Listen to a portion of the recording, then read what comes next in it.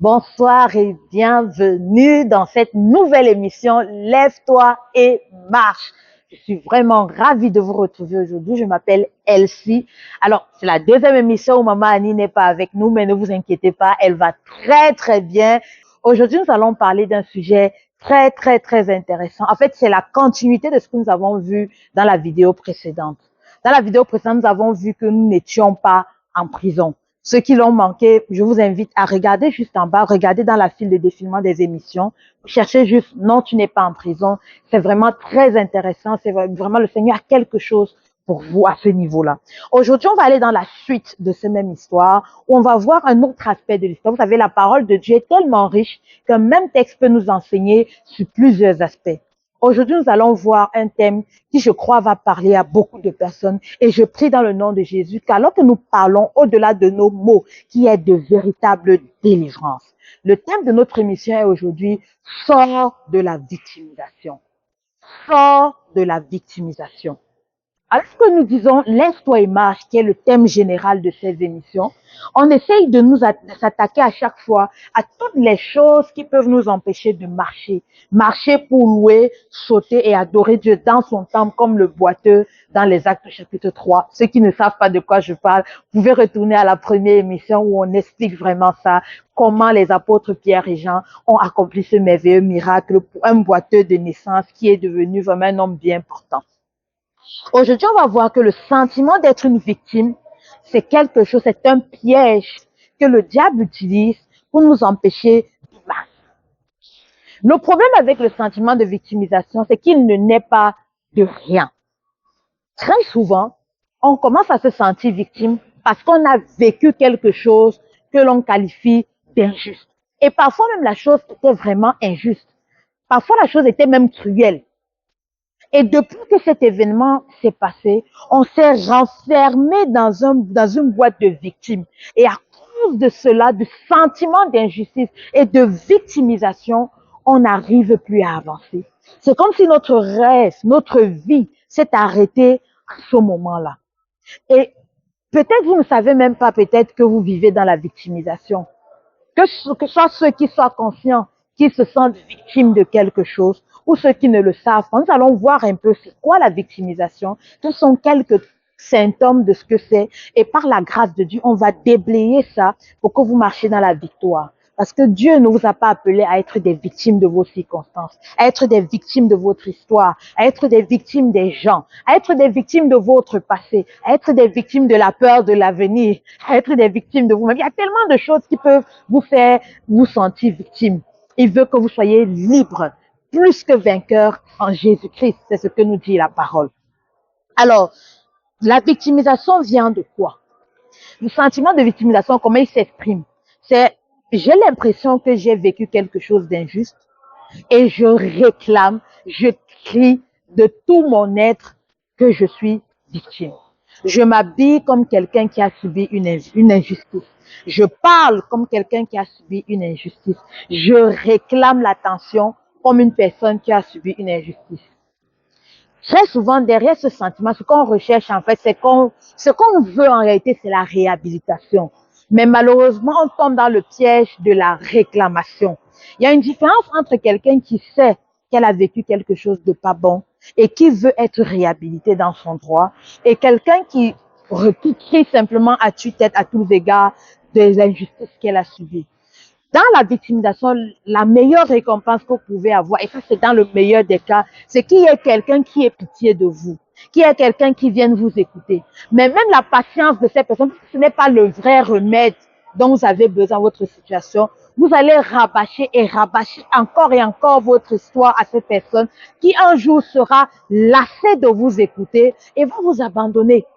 Pas parce qu'elle ne vous aime pas, mais parce qu'elle n'a pas cette capacité. Dieu ne lui a pas donné cette capacité-là. Et tant que vous êtes dans la victimisation, frère et soeur, vous ne sortirez pas. Le problème aussi avec la victimisation, mon frère, ma soeur, c'est que la victimisation vous fait de vous un assisté permanent. Une personne qui se sent victime est tout le temps quelqu'un qui a besoin d'être rassuré. Tout le temps quelqu'un qui a besoin qu'on le porte. Je ne dis pas qu'il n'y a pas des saisons de la vie où on a besoin d'être aidé. Mais une personne victime demeure dans cette saison alors qu'on est censé simplement la traverser. Vous avez besoin qu'on vous écoute, qu'on vous pleure, qu'on vous plaint. Vous restez là. Et malheureusement, la victimisation attire encore plus d'injustice. Plus vous vous sentez victime, malheureusement, l'ennemi utilisera les gens pour jouer de votre victimisation et pour vous empirer encore. Bientôt, la dépression frappera à la porte et vous serez engouffré dans cette prison de la victimisation. Dieu ne veut pas qu'il en soit ainsi. Ce que vous avez vécu est injuste. Il le sait. Dieu ne veut pas que vous fassiez même pas ce qui vous est arrivé. Il ne se fout pas de votre histoire, mais il veut que vous l'abordiez avec un regard nouveau, que vous l'abordiez comme une personne qui est consciente qu'elle est plus que vainqueur et non pas comme une personne qui est victime. Et dans ce texte, nous allons lire une personne qui aurait eu des raisons de croire qu'elle est une victime. Mais comment, parce que Dieu a changé sa mentalité, comment est-ce que le fait qu'elle ait pris position pour Dieu, comment son histoire a changé? Dans Genèse chapitre 26, les versets 1 à 12, on dit, il y eut une famine dans le pays, outre la première famine qui eut lieu du temps d'Abraham, et Isaac alla vers Abimelech, roi des Philistins, à Guérar. L'Éternel lui apparut et dit, ne descends pas en Égypte, demeure dans le pays que je te dirai. Séjourne dans ce pays-ci, je serai avec toi et je te bénirai, car je donnerai toute cette contrée à toi et à ta postérité, et je tiendrai le serment que j'ai fait à Abraham, ton père. On va s'arrêter d'abord là. Il y a une famine dans le pays. Isaac se déplace de où il est, il se retrouve à Guérar. Il continue son chemin, mais Dieu lui dit non. Alors que où il est, il y a encore la famine. Il dit, mais Seigneur, comment, tu vois qu'il y a famine, pourquoi tu me maintiens là? Il aurait pu se sentir victime des circonstances. Il était dans une famine. Il aurait pu se sentir victime de son origine. Il était un étranger. Mais Dieu lui dit, non, tu n'es pas victime. Il y a la famine. Tu es étranger, mais ce pays, je vais te le donner. Ce pays, je vais te faire grâce.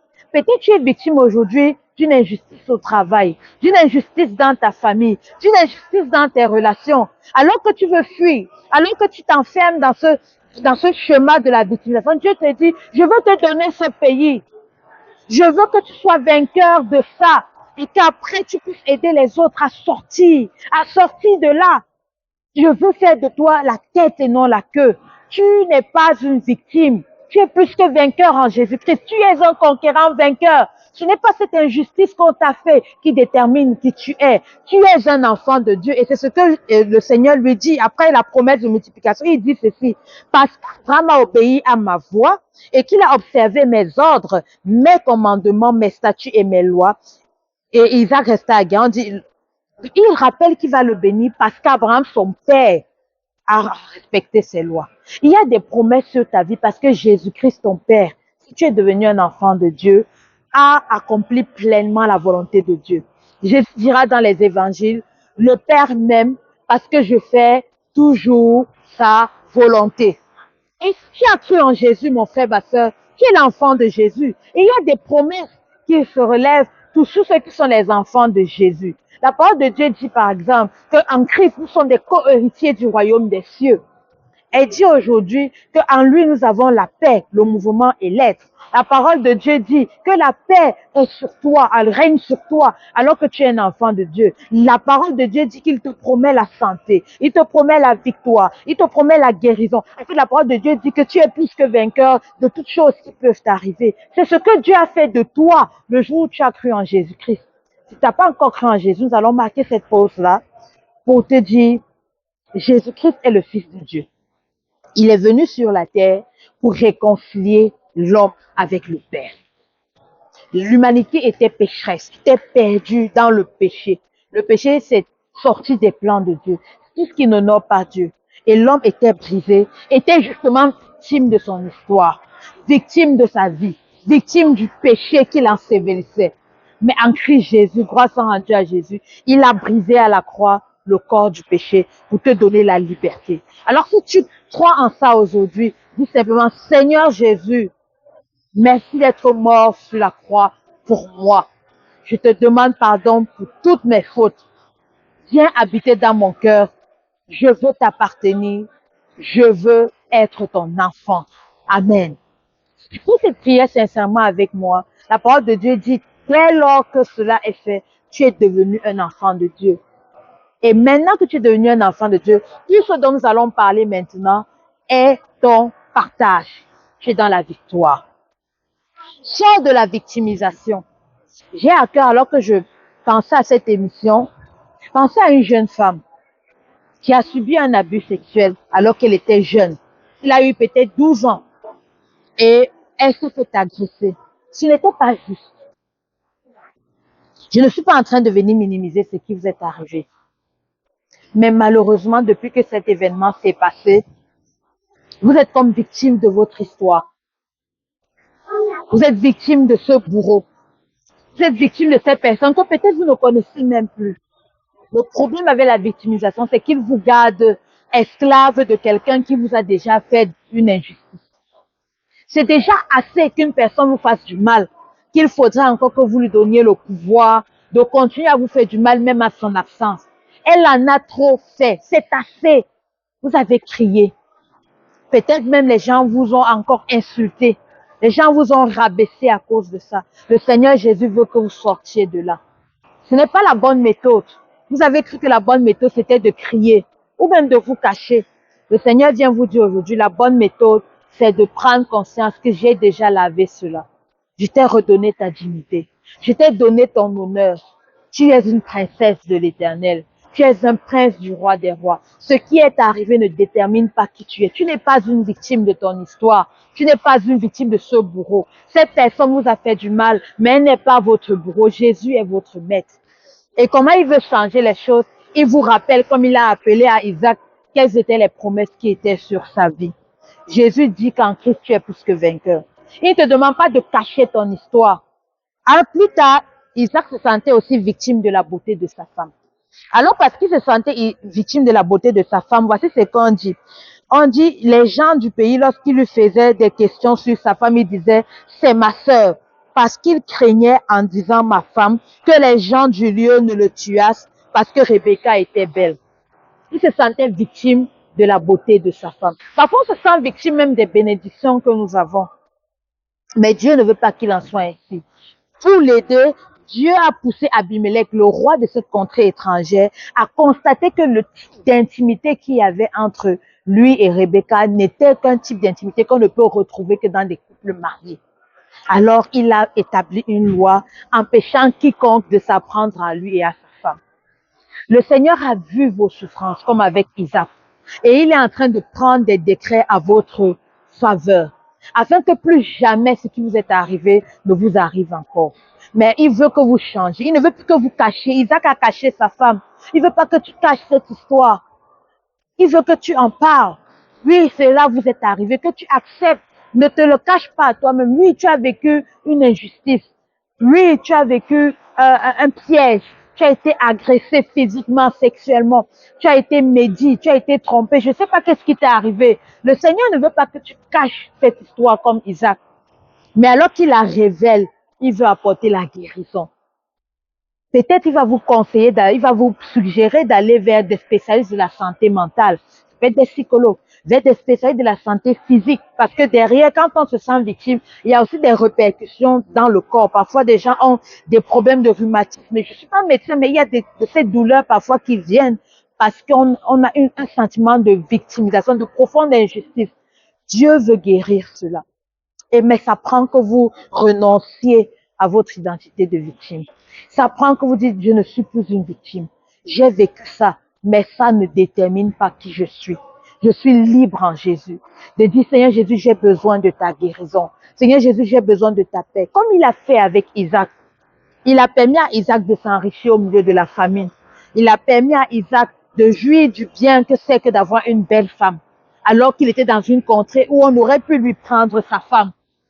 Dieu va vous permettre, alors que vous avez vécu, ou bien que vous êtes en train de vivre ces choses-là, de sortir de là plus que vainqueur, de sortir de la victimisation. Cessez de vous plaindre, demandez le secours de Dieu. Ça se peut que le Seigneur vous conduise à relâcher le pardon. Ça peut être difficile, mais rien ne peut vous empêcher. La parole de Dieu dit que quand Jésus fut ressuscité, il souffla sur ses disciples le Saint-Esprit. Il dit, recevez le Saint-Esprit. Et puis il dit ceci, je vous donne le pouvoir de pardonner. C'est le Saint-Esprit qui donne à tous ceux qui le reçoivent le pouvoir de pardonner. Alors que nous avons fait la prière tantôt de repentance et de salut, comme on l'appelle souvent, le Saint-Esprit, le même Saint-Esprit que Jésus a soufflé sur ses disciples, il le souffle aussi sur vous.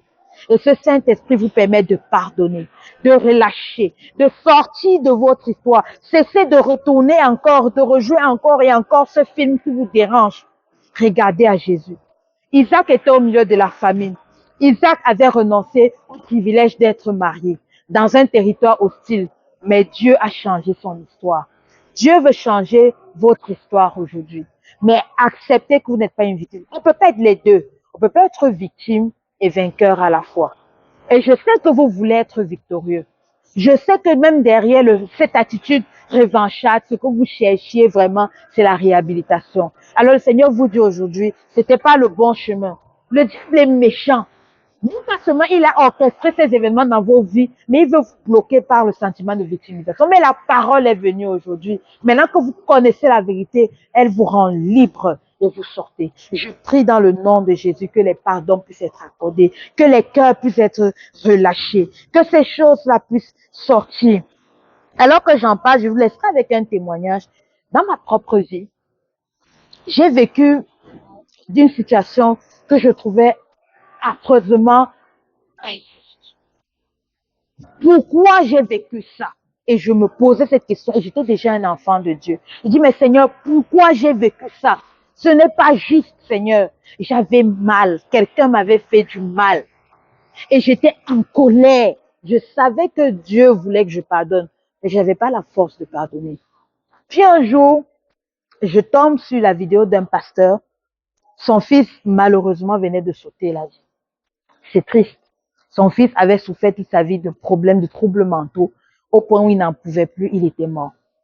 Au beau milieu de cette douleur, un pasteur, un serviteur de Dieu, il avait toutes les raisons de se demander, mais pourquoi à lui ces choses-là sont arrivées? Et en ce moment-là, sa femme venait d'écrire un livre sur la joie du Saint-Esprit. Alors qu'ils étaient dans l'affliction, ils avaient toutes les raisons de se sentir dans l'injustice. Le Seigneur est venu réutiliser les phrases qu'elle avait elle-même écrites dans le livre pour lui dire, ma joie est force. Tu n'auras peut-être pas les réponses à toutes tes questions, mais elle a eu cette force et la joie les a portées pendant tout ce moment. Et il était en train de partager cela.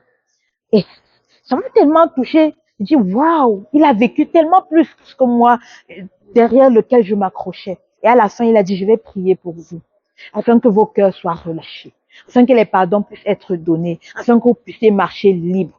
Alors, je me suis accordée avec ce pasteur dans la prière. Et juste après, je vous le dis, ça a été comme surnaturel. J'ai senti comme un apaisement de mon cœur, comme si quelque chose quittait. Et depuis ce moment-là, j'ai pu relâcher le pardon. J'ai pu renoncer à la colère. C'était un cheminement. Mais ce jour-là, il y a eu un tournant. Je n'étais plus celle qui cherchait à se plaindre, qui cherchait je cherchais pas à me venger, mais qui réclamait haut et fort, en tout cas à l'intérieur de moi, d'avoir justice. J'étais maintenant cette personne qui savait que j'avais été justifiée en Jésus-Christ, qui savait qu'elle pouvait relâcher le pardon, qui savait qu'elle sortirait vainqueur de cette situation. Et Dieu m'a relevé. Ça a pris son temps, il y a eu des hauts et des bas, mais Dieu m'a relevé. Et je peux vous dire aujourd'hui avec joie que j'ai pu pardonner. Je peux vous dire aujourd'hui avec joie que je ne me sens pas du tout victime de ce qui m'est arrivé. Et je prie que cette même grâce que le Seigneur m'a faite, qu'il vous la fasse aussi. Peut-être vous ne savez pas pourquoi ces choses-là vous sont arrivées, mais ce n'est même pas important. Marchez dans votre victoire. Marchez dans votre victoire dans le nom de Jésus. Et vous serez aussi cela comme ce pasteur qui aide les autres. Je ne sais pas qu'est-ce que Dieu fait avec lui. Il est un enfant de Dieu. Dieu s'occupe de son histoire, comme Dieu s'occupe de la vôtre aujourd'hui. Il utilise simplement cette émission, ce canal, pour vous apporter la délivrance, pour vous apporter une relecture de votre histoire. Sors de la victimisation. Tu es plus que vainqueur. Tu es un conquérant vainqueur. Tu es un roi. Tu es une reine. Et la prospérité t'appartient. Ta postérité mangera de son fruit, jouira des fruits de la retombée de cette histoire. Ils ont voulu te jeter pour te faire du mal, mais l'Éternel va utiliser cela pour faire un escabeau pour ton élévation. Crois au Seigneur Jésus et tu seras sauvé. Je prie aujourd'hui, prions. Père éternel, je te dis merci pour tes enfants qui écoutent cette vidéo. Je te dis merci alors que tu as sorti Isaac de tout ce qui pouvait le faire se sentir victime et tu l'as libéré. Alors que de jour en jour, tu sors des personnes des sentiments de victimisation. Alors que tu m'as sorti là, je prie dans le nom de Jésus, viens libérer ton enfant. Peut-être certains parmi vous, c'est des pasteurs, c'est des hommes d'église qui vous ont fait mal. Je prie dans le nom de Jésus que tous ceux-là qui ont utilisé le nom de Jésus et pour vous créer des problèmes, que vous puissiez trouver la force de pardonner. Ce n'était pas Dieu. Dieu n'est pas pour ça. Je prie pour une réconciliation de votre cœur, de votre nation, même du Québec où nous parlons, il y a ces blessures-là avec Jésus. Je prie que les pardons soient relâchés. Je prie qu'un manteau de victoire vous soit donné, que vous relâchez le manteau de victimisation. Au lieu de la cendre, Dieu veut vous donner un diadème, une huile de joie. Je prie dans le nom de Jésus que ces revêtements de gloire du Père retombent sur vous aujourd'hui. Soyez bénis. Allez, lève-toi et marche.